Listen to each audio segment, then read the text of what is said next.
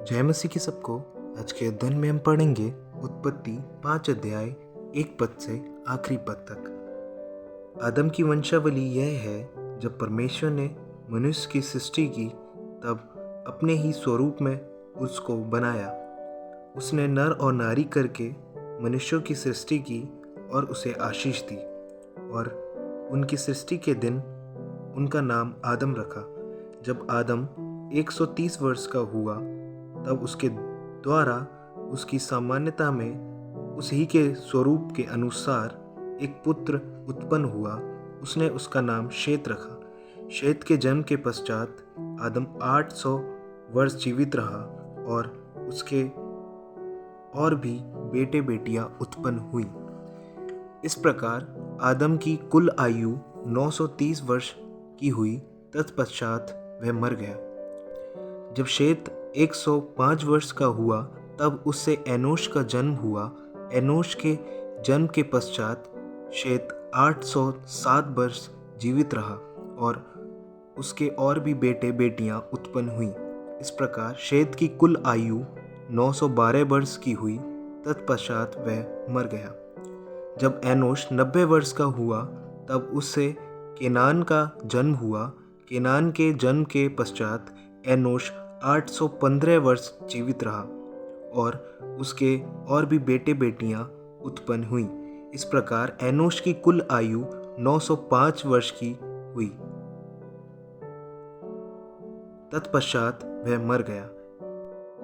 जब केनान 70 वर्ष का हुआ तब उससे महलेल का जन्म हुआ। महलेल के जन्म के पश्चात केनान 840 वर्ष जीवित रहा और उसके और भी बेटे बेटियां उत्पन्न हुई।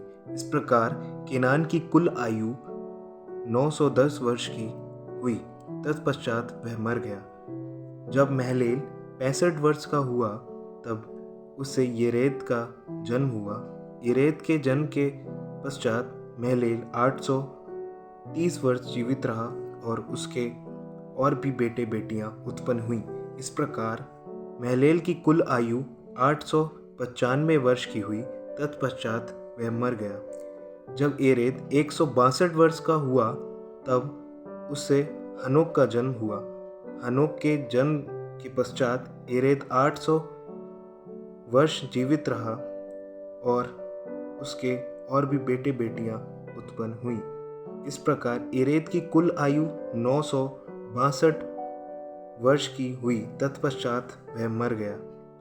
जब हनोक 65 वर्ष का हुआ तब उससे मतूशेलह का जन्म हुआ। मतूशेलह के जन्म के पश्चात हनोक 300 वर्ष तक परमेश्वर के साथ साथ चलता रहा और उसके और भी बेटे बेटियां उत्पन्न हुई। तब हनोक की कुल आयु 365 वर्ष की हुई। हनोक परमेश्वर के साथ साथ चलता था, फिर वह लोप हो गया क्योंकि परमेश्वर ने उसे उठा लिया। जब मतूशेलह 187 वर्ष का हुआ तब उससे लेमेक का जन्म हुआ। लेमेक के जन्म के पश्चात मतूशेलह 782 वर्ष जीवित रहा और उसके और भी बेटे बेटियां उत्पन्न हुए। इस प्रकार मतूशेलह की कुल आयु 969 वर्ष की हुई। तत्पश्चात वह मर गया। जब लेमेक 182 वर्ष का हुआ तब उससे एक पुत्र का जन्म हुआ। उसने यह कहकर उसका नाम नूह रखा, यहोवा ने जो पृथ्वी को श्राप दिया है उसके विषय यह लड़का हमारे काम में और उस कठिन परिश्रम में जो हम करते हैं हमको शांति देगा। नूह के जन्म के पश्चात लेमेक 595 वर्ष जीवित रहा और उसके और भी बेटे बेटियां उत्पन्न हुई। इस प्रकार लेमेक की कुल आयु 777 वर्ष की हुई। तत्पश्चात वह मर गया और नूह 500 वर्ष का हुआ और नूह से शेम और हाम और येपेत का जन्म हुआ। परमेश्वर के वचन के पढ़े सुने जाने पे प्रभु की आशीष हो। आमीन।